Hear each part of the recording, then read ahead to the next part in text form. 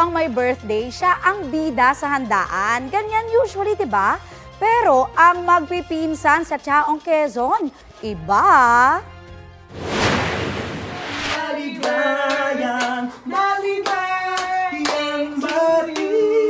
Oh, may nanalo na!